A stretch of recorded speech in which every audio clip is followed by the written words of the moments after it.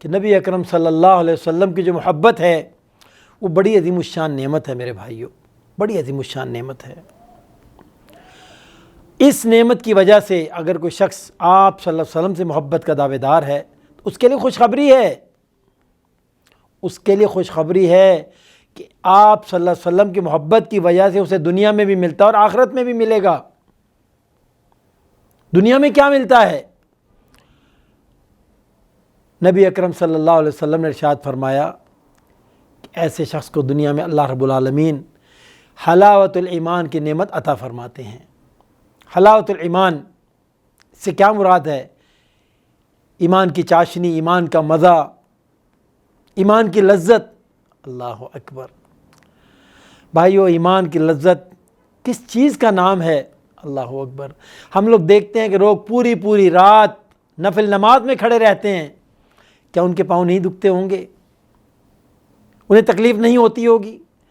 لیکن ایمان کی لذت اتنی ہوتی ہے، اس کا مزہ اتنا ہوتا ہے، اس کی چاشنی اتنی ہوتی ہے کہ پتہ ہی نہیں لگتا۔ اور جب فجر کی اذان ہو رہی ہوتی ہے تو کہتے او ہو اتنی جلدی رات گزر گئی۔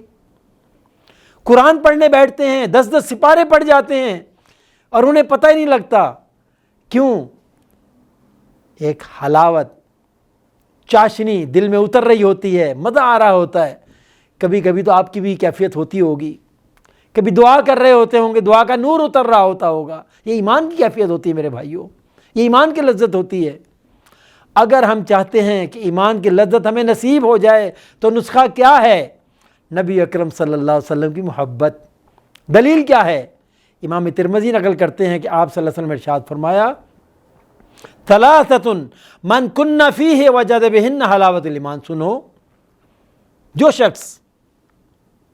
شخص میں 3 خصلتیں پائی جائیں گی، اللہ تعالیٰ اسے حلاوت الایمان کی نعمت عطا فرماتے ہیں، حلاوت الایمان کی نعمت عطا فرماتے ہیں۔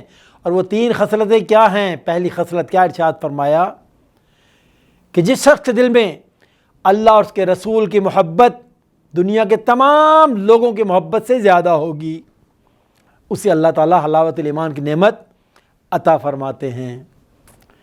اور دوسری، ایسا شخص جب کسی سے محبت کرے گا تو اللہ کے لیے کرے گا، اور اگر بغض رکھے گا تو اللہ کے لیے رکھے گا۔ اللہ اکبر۔ وہ ایک حدیث ہم کبھی کبھی پڑھتے ہیں، من احب للہ وابغض للہ وآطاع للہ ومنع للہ فقد استکمل الایمان۔ اگر کوئی اپنے ایمان کو مکمل کرنا چاہتا ہے تو 4 باتیں ہیں۔ اللہ اکبر، کہ کسی سے محبت کی تو اللہ کے لیے، یہ اخلاص کی معراج ہے میرے بھائیوں۔ کسی سے بغض رکھا تو اللہ کے لیے، ارے کسی کو کچھ دیا تو اللہ کے لیے دیا، اور کسی سے روکا تو اللہ کے لیے روکا۔ جو کچھ بھی ہے اللہ ہی اللہ ہے۔ اللہ اکبر۔ کیا کہا شاعر نے؟ میرے زندگی کا مقصد تیرے دین کی سرفرازی، میں اسی لیے مسلمان، میں اسی لیے نمازی۔ میری نماز، میرے اعمال، قرآن کریم میں اللہ تعالیٰ ارشاد فرماتے ہیں، کیا ارشاد فرمایا؟ اللہ تعالیٰ ارشاد فرمایا ان صلاتی و نسکی و محیای و مماتی للہ رب العالمین۔ میری نماز، میری قربانی، میرا مرنا، میرا جینا کس کے لیے ہے؟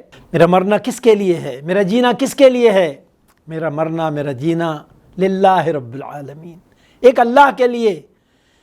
میرا رب مجھ سے اور آپ سے یہی مطالبہ کرتا ہے کہ ہماری ساری خواہشات اللہ کی رضا کے تابع ہو جائیں، اللہ کے حکموں کے تابع ہو جائیں، اس کے نبی کے حکموں کے تابع ہو جائیں میرے بھائیوں۔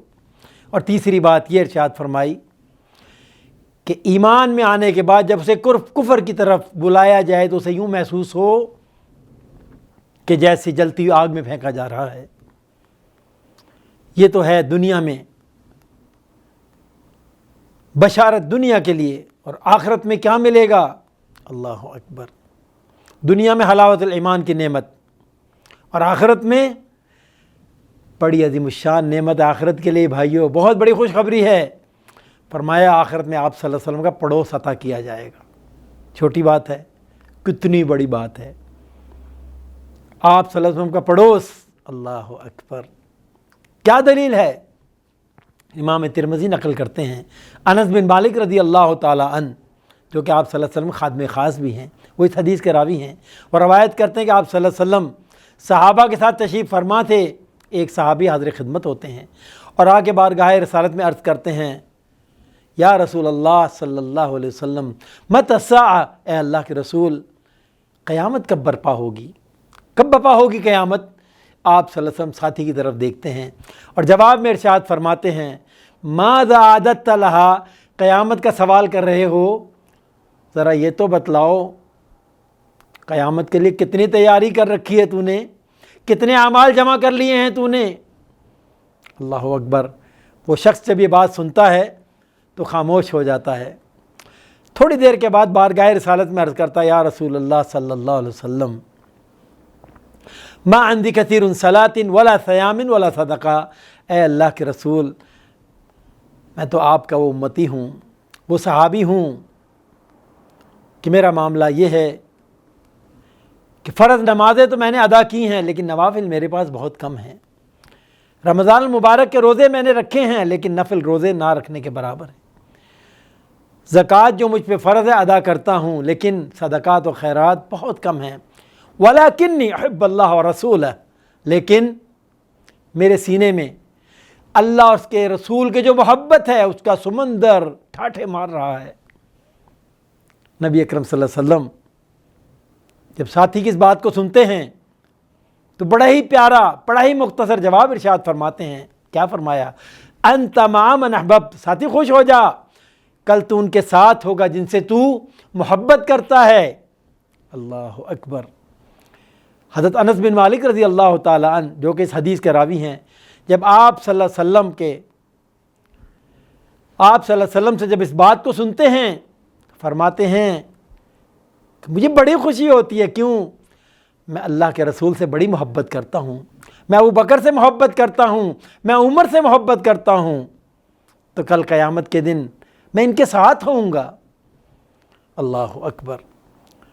تو بھائیو، بات عرض کر رہا ہوں کہ آپ صلی اللہ علیہ وسلم کی محبت کی وجہ سے دنیا میں کیا ملتا ہے، آخرت میں کیا ملے گا۔ اور یہاں ایک ضمنی بات کہتا چلوں، کہنے والے کے لیے بھی، تمام سننے والوں کے لیے، ہر شخص اپنا اپنا جائزہ تو لے ذرا کہ ہماری محبتیں، ہماری سپورٹ کن لوگوں کے ساتھ ہے۔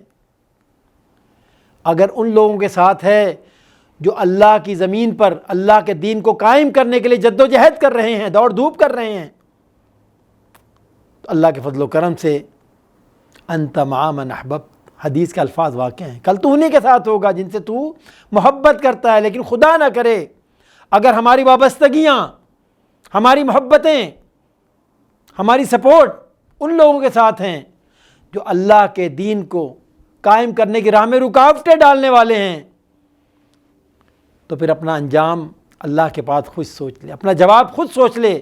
انت مع من احببت۔ اللہ رب العالمین کی بارگاہ میں دعا ہے جو صحیح بات بیان کی کہ اس پہ عمل کی توفیق عطا فرمائے۔ وآخر دعوانا ان الحمدللہ رب العالمین۔ اللہم صلی علی سیدنا محمد وعلی